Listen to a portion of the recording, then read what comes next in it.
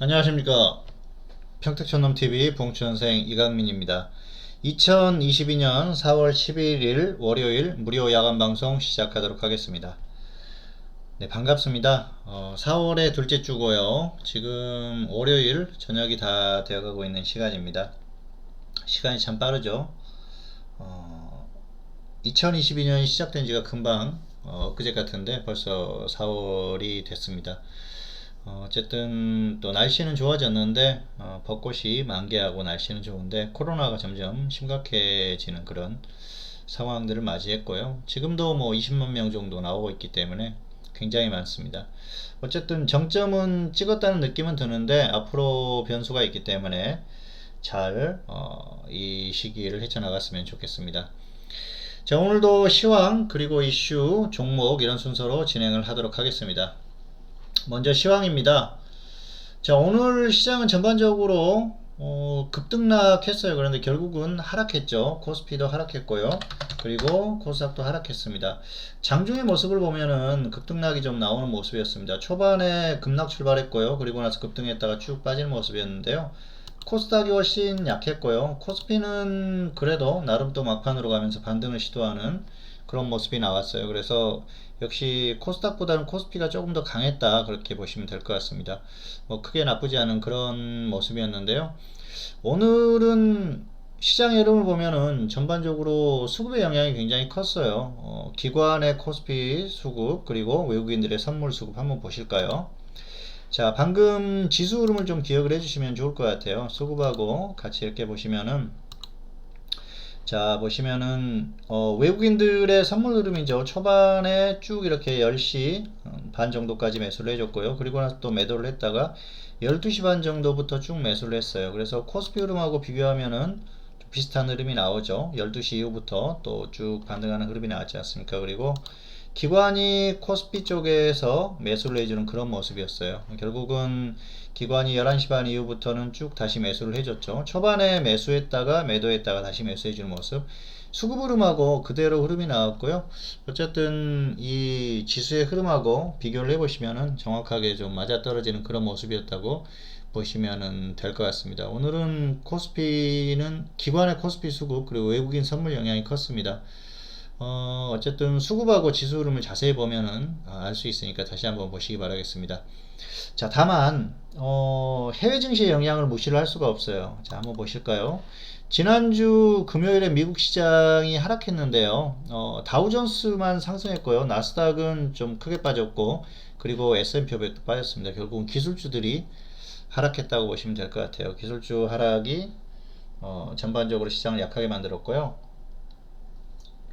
오늘 장중에는 선물 영향이 컸습니다. 미국 선물이 오늘 약했거든요. 그래서 장중에도 미국 선물이 약한 흐름을 보이다 보니까 결국은 이 흐름을 그대로 이어가는 것 같아요. 특히 나스닥 쪽이 더 약하기 때문에 기술주에 대한 불안감이 있는 것 같아요. 지금 나스닥의 약세는 최근에 보면은 역시 그 연준의 영향이 크죠. 연준의 영향이 큰데 단기적으로는 해외 증시의 흐름이 상당히 중요합니다. 미국 시장 영향을 그대로 한국 시장이 받고 있습니다. 특히 나스닥의 영향을 받고 있기 때문에 나스닥을 계속 관찰할 수밖에 없고요. 금리 인상 여파예요. 금리 인상을 향후에 또 크게 할 것이다. 그리고 공격적으로 자산을 축소할 것이라는 연준의 발언들이 나오면서 시장에도 영향을 미치는 것 같습니다. 그건 흐름을 봐야겠지만은 결국 연준은 지금 시장을 압박하는 카드를 내밀고 있어요. 인플레이션이 워낙 심각하다 보니까 인플레이션을 잡기 위해서 그런 그 흐름이 나오고 있는데요. 지금 뭐 그렇게 완전 최악은 아니죠. 사실 최근에 유가가 상승하면서 영향을 많이 미쳤는데요. 80년대처럼 갑자기 20% 이상 이렇게 금리를 인상할 수 있는 그런 상황은 아니죠. 그러면은 뭐 시장이 완전히 무너집니다. 그때는 시장 폭락에다가 또 경기에도 영향을 미칠 수가 있기 때문에 그렇게 할 수는 없죠. 그동안에는 어, 물가를 상승시키려고 노력을 했는데 지금은 오히려 이제 물가를 잡으려고 노력을 하다 보니까 상당히 고민을 하는 것 같아요. 뭐 스태그플레이션 얘기도 나오고 있는데요. 실질적으로 한국 같은 경우에는 스태그플레이션의 흐름이라고 봐야겠죠. 물가는 상승하고 경기는 하강하고 상당히 좋지 못한 그런 모습인데요. 어쨌든 여러 가지 지금 복합적으로 얽혀 있는 그런 상황이라서 이게 좀 해소가 되면은 나아지지 않을까 생각을 합니다. 어쨌든 앞으로도 나스닥을 좀 더 지켜볼 필요가 있을 것 같고요. 다만 금리 인상 부분 같은 경우에는 이미 시장에 다 반영이 됐어요. 그래서 금리를 가지고 뭔가 그 시장이 크게 영향을 받지는 않을 것이다. 그렇게 보고 있습니다. 일단은 한국 시장이나 미국 시장이나 단기 눌림목이에요. 보시면 가격적으로는 하락했고요. 그리고 다우존스나 S&P 500은 반등을 시도하고 있지 않습니까? 그래서 눌림목이라고 보는데요. 결국은 이제 나스닥이 어떻게 움직일지가 관건이라고 볼 수가 있겠고요. 한국 같은 경우에는 지금 눌림목 구간이죠. 뭐 물론 여기서 더 빠질 수도 있습니다만 더 빠진다고 하더라도 2650을 크게 이탈할 것 같지는 않고요. 그리고 코스닥 같은 경우에도 최근의 흐름이 굉장히 강했는데 역시 살짝 조정받는 흐름, 조정을 받는다고 하더라도 시장이 무너지는 상태는 아니라고 보고 있습니다. 어쨌든 뭐 또 전저점까지 밀린다고 하면 문제가 되겠지만은 그 정도는 나올 가능성이 좀 떨어지지 않나 생각을 합니다. 단기적으로 조금 그 이슈에서 움직이고는 있지만은 크게 출렁일 것 같지는 않고요. 가격적으로는 역시 메리트가 있는 상태이기 때문에 반등을 시도할 가능성이 크고요. 그건 한국이나 미국이나 마찬가지다. 그렇게 말씀을 드리고 싶습니다. 자, 역시 어쨌든 지금은 특별한 뉴스만 아니라고 하면은 약간 좀 지지부진하더라도 반등 시도를 할 것으로 봅니다. 그래서 뭐 이렇게 출렁이면서도 반등을 시도하는 그런 모습, 조정받더라도 결국은 반등 나오고 계속해서 저점을 이탈하고 하락 추세를 이어가는 흐름보다는 반등하는 이제 흐름을 조금씩 이어가는 그런 모습이 나오지 않을까 생각을 하니까요. 너무 두려워할 필요는 없을 것 같습니다. 결국에는 우크라이나 사태가 굉장히 중요해졌어요. 지금 왜냐하면 변수가 이것밖에 없습니다. 금리 인상은 이미 거의 확정이 됐어요. 올해 연내 6번 정도 인상 그리고 2% 내외의 인상 이미 확정이 됐지 않습니까? 그런데 뭐 단기에 몇 퍼센트씩 올리는지가 중요하겠지만은 결국은 금리 부분 확정이 됐다는 거죠. 2% 내외로. 그러면은 이건 이미 시장에서 이미 다 알고 있다는 거죠. 다만 우크라이나 사태는 이게 어떻게 바뀔지 모르기 때문에 우크라이나 사태만 당분간 지켜보면 될 것 같고요. 우크라이나 쪽에서 최악의 변수만 발생하지 않는다고 하면은 역시 지지부진하더라도 반등 흐름을 이어가지 않을까 그렇게 보고 있기 때문에 뭐 크게 너무 두려워할 필요는 없다 이렇게 보시면 될 것 같습니다. 자, 그래서 한국 시장도 역시 마찬가지로 뭐 크게 무너지거나 저점을 이탈하기보다는 계속해서 반등을 시도할 가능성이 높다 이렇게 보고 있습니다. 자, 다음은 이슈 살펴보도록 하겠습니다. 먼저 금리 인상 이슈인데요. 금리 인상 부분은 일단 앞에서도 언급을 했지만 이미 시장에 반영이 됐어요. 그래서 큰 문제는 아니라고 봐요. 크게 문제가 될 그럴 문제는 아니라고 보고요. 단기적으로 좀 시장을 흔들 수는 있겠죠. 왜냐면은 0.25%나 0.5% 이런 게 문제가 되거든요. 다만 뭐 갑자기 0.7%를 인상한다. 그렇게 되면은 문제가 되겠죠. 하지만 그럴 가능성은 떨어진다고 봅니다. 0.7%를 인상한다는 건 상당히 그 파격적인 인상이거든요. 그래서 시장이 완전히 크게 출렁일 수가 있어요. 그렇게 되면은 무너질 수가 있기 때문에 뭐 0.75%라든지 1% 이건 어렵습니다. 지금이 80년대도 아니고 당시에는 20%막 인상했지 않습니까? 그런데 지금은 그럴 수가 없어요. 그래서 그런 걱정까지는 할 필요가 없을 것 같고요. 어쨌든 0.5% 이하로만 인상이 된다고 하면은 크게 문제가 아니다 그렇게 보시면 될 것 같습니다. 자, 그리고 다음은 우크라이나 사태인데요. 우크라이나 같은 경우에는 이제 중기적으로 가장 큰 문제죠. 우크라이나 사태가 조기에 해소가 되는지 아니면은 이게 지속되는지가 상당히 그 문제가 되는데요. 빨리 해결이 돼야 돼요. 그렇게 되면 시장에 긍정적으로 작용을 하겠죠. 그런데 그렇지 않다면은 결국은 계속 출렁일 가능성이 큽니다. 우크라이나 쪽에서 계속해서 이게 문제가 되거든요. 왜냐면은 이게 길어지면은 조금 이제 시장에서 불안감을 더 가질 수밖에 없어요. 왜냐면은 러시아가 전쟁이 이렇게 길어질 거라고 보고 전쟁을 하지는 않았을 거거든요. 단기 짧게 끝내려고 했는데 우크라이나가 상당히 좀 저항이 심하고요. 그리고 러시아가 계산했던 대로 되지 않았어요. 러시아군도 피해가 크고요. 그러다 보니까 뭐 대량 살상 무기에 해당하는 그런 무기들도 사용을 하게 됐고요. 최근에는 또 학살도 하게 되고 그러면서 국제사회 제재도 더 크게 받고 이게 지금 악순환이 반복되고 있거든요. 그러면은 푸틴 입장에서는 뭔가 얻어가야 되거든요. 그러면은 이게 길어지다 보면은 더 강력한 무기, 뭐 핵을 사용한다든지 이런 문제가 발생할 수도 있거든요. 그래서 본인들은 아니라고 하는데 핵을 사용할 수도 있고 어쨌든 그런 문제들이 생길 수 있다는 거죠. 그런 불안감 때문에 시장이 계속 출렁일 수가 있는 거예요. 문제는 우크라이나의 대통령이 이 지금 전쟁 상황을 이용하고 있다는 생각이 듭니다.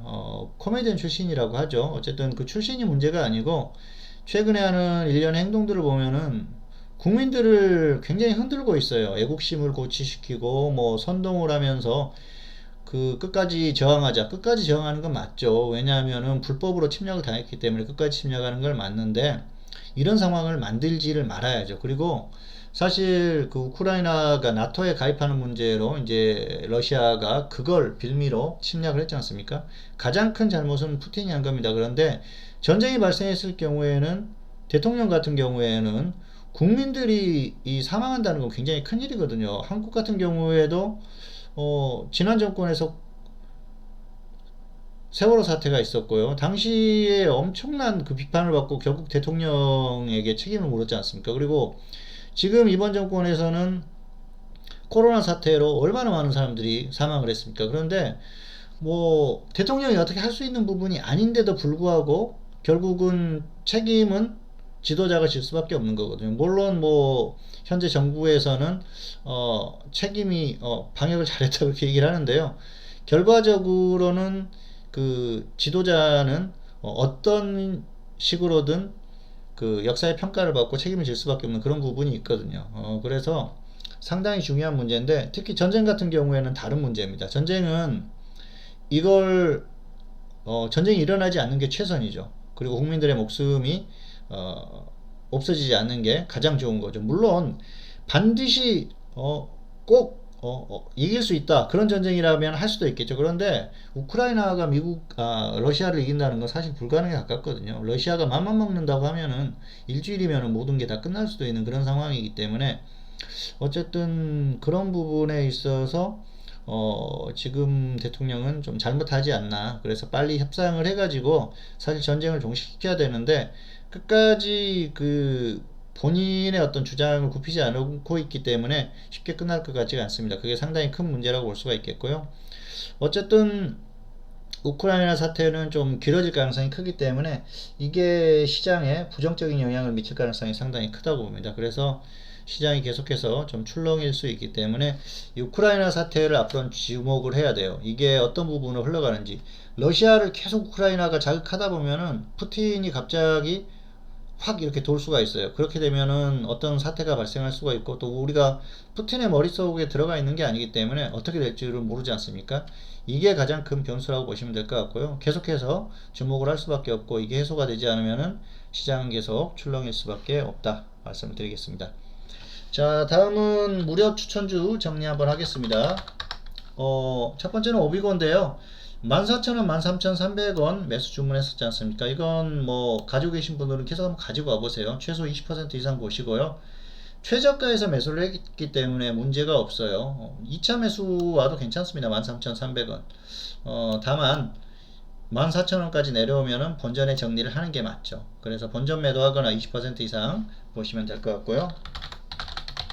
국영GNM은 1650원, 1570원 분할 매수인데 아직 가격이 안 왔어요. 그리고 가격이 오기가 쉽지가 않습니다. 어쨌든 이 종목은 뭐 갑자기 장중에 급락해서 온다고 하면 매수해 볼 만해요. 정책 테마주기도 하고 또 윤석열 테마로 움직이던 종목이기 때문에 괜찮다고 보고요. 아모센스는 17,000원, 16,200원 매수인데 이 종목은 1차 매수되고 이제 좀 움직임이 나오고 있지 않습니까? 어쨌든 뭐 분할 매수해서 마이너스 5%면 손절하는 거고요. 아니면 20% 이상 수익을 노려봐도 될 것 같습니다. 그리고 한국정보공학. 자, 이 종목은 5,100원, 4,900원 분할 매수에 손절 5% 했는데 손절가가 왔어요. 이 종목은 제가 실전에서 5,100원에 추천을 했다가 본전에 정리를 했습니다. 이날 본전에 정리를 했어요. 이날이죠. 본전에 정리를 하고 조금 뭐 더 가기도 했는데 어쨌든 단기에 안철수 테마주들이 움직임이 나오다가 안 움직였어요. 그래서 정리를 했는데 실전에서는 이제 회원들에게는 이렇게 할 수 있지만 이렇게 무료 방송을 듣는 분들한테는 주중에는 전달할 수 없기 때문에 이런 게 좀 아쉬운 부분이에요. 그래서 기준 가격만 전달할 수밖에 없는데요. 어쨌든 정리를 했고요. 가지고 계신 분은 이제 본전에 매도하시거나 아니면은 뭐 마이너스 5%나 마이너스 10%에 정리를 하시면 될 것 같습니다. 자, 그리고 컬러레인은 지난주에 추천을 했죠. 1450원 1400 분할 매수인데요. 이날 매수가가 왔어요. 1440원이 찍혔죠. 그래서 매수가 딱 왔는데요. 어쨌든 뭐 이틀에 걸쳐서 가격은 찍혔는데 이 종목은 1450원 1400 분할 매수기 때문에 2차 매수까지 오면 하세요. 그리고 최근에 화장품주들이 움직이니까 이 종목도 움직일 가능성이 큽니다. 손절은 마이너스 5% 보시고 수익은 20% 이상 보시면 될 것 같습니다. 뭐 혹시라도 화장품주들이 급등한다 그러면은 조금 더 끌고 가도 되는 그런 상황이라고 보시면 될 것 같습니다. 어쨌든 20% 이상 충분히 수익이 나오지 않을까 생각을 합니다. 자, 이제 마지막으로 무료 추천주인데요. 자, 일단 안내를 하나 드리도록 하겠습니다. 현재 홈페이지 주식회사 평택촌놈 네이버에 평택촌놈 치시고 들어오시면 홈페이지에 보시면은 공지가 있습니다. 지금 단기요금제가 부활했어요. 15일 요금제인데 현재는 평택촌놈 정호영 대표님 상품에 대해서만 15일 요금제가 적용이 되고 있습니다. 단기에 좀 활용을 해보시고 결정을 하실 분들은 활용하시면 좋을 것 같고요.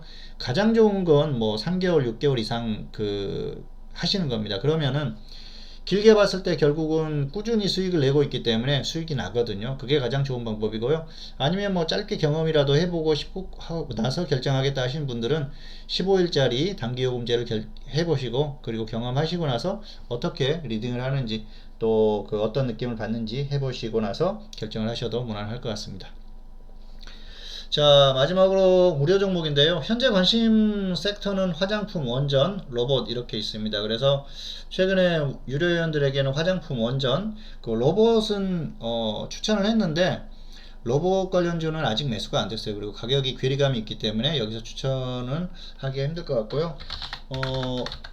유료 추천주 하나 추천하겠습니다. 이 신풍재지인데요. 최근에 제지 가격이 급등하면서 상승이 나왔는데요. 차트상으로 좋아요. 가격 저점은 확실히 찍은 것 같고요. 그리고 반등하는 흐름에서 급등이 나왔었거든요. 또 대량 거래 터지면서 괜찮은 흐름이 나오고 있기 때문에 단기 흐름이 충분히 나올 것 같습니다. 2150원, 2050원 분할 매수 유료 전략입니다. 그대로 하시면 되고요. 손절 마이너스 5%, 수익은 20% 이상 이렇게 보시면 될 것 같습니다. 자, 어쨌든 뭐 단기 흐름이 나오는 종목이니까 잘 활용을 하시면 좋을 것 같고요. 그리고 또 마지막으로 한 말씀 드리자면 저는 이제 뭐 1월 2월에 고생을 많이 했고요. 3월에도 결과가 좋지 않았습니다. 그리고 지금 이제 4월 좀 초반이 지나가면서 컨디션도 찾고 있고 최근에 종목 발굴은 전혀 문제가 없어요. 종목은 굉장히 좋은 종목들을 발굴을 많이 했는데 타이밍 싸움이에요. 타이밍 싸움이고 결국은 어떤 종목을 추천하느냐가 문제인데 컨디션이 살아나고 좋아지고 있으니까 잘 활용하시면 좋을 것 같습니다.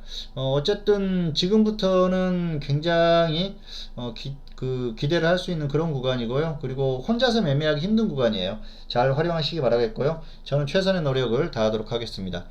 2022년 4월 11일 월요일 무료 야간 방송 오늘은 여기서 마치도록 하겠고요. 저는 다음 시간에 다시 찾아뵙도록 하겠습니다. 감사합니다.